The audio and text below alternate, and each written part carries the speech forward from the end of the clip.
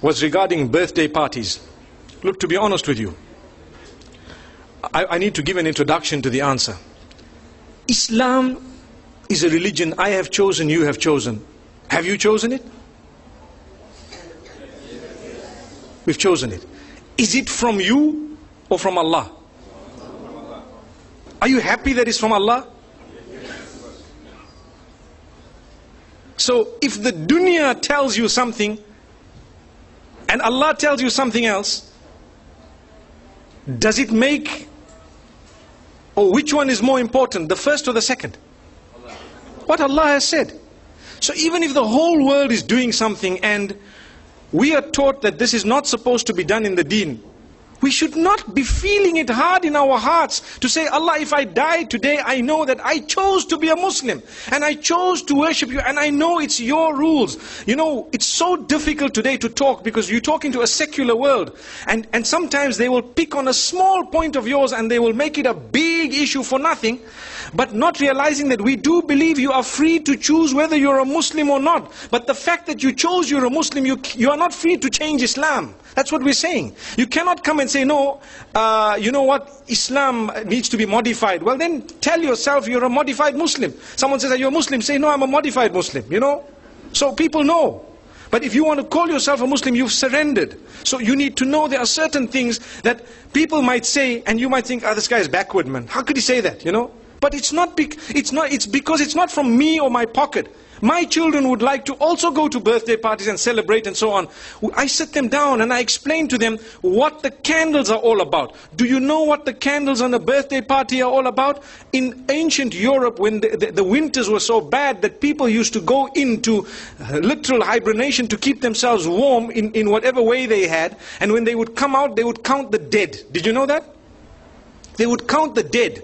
And in order to celebrate the fact that those who are alive have passed through the winter and survived and fought nature, which means nature came to kill us in the form of cold, and because we fought nature and we stayed alive, now we need to defy it by blowing out candles. So they would put how many ever candles of their age and blow them out to show we can defy it.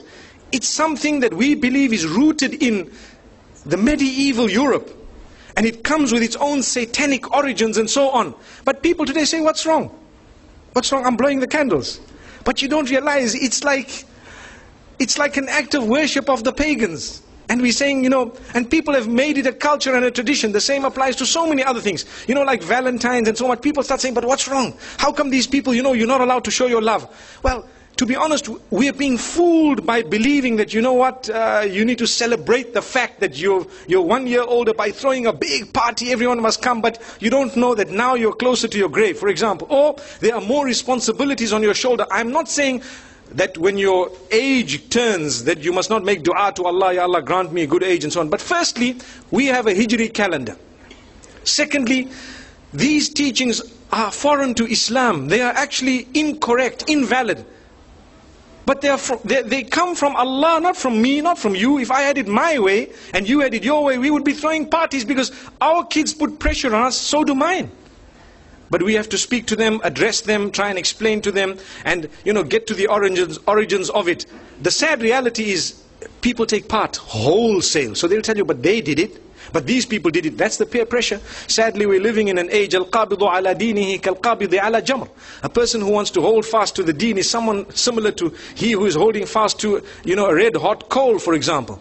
So you find even families which are supposedly religious, you know, they have these big birthday parties and so on, whereas it is Islamically incorrect. Wallahu a'lam. Allah knows best. Like I said, I've given you a little introduction before I gave the answer.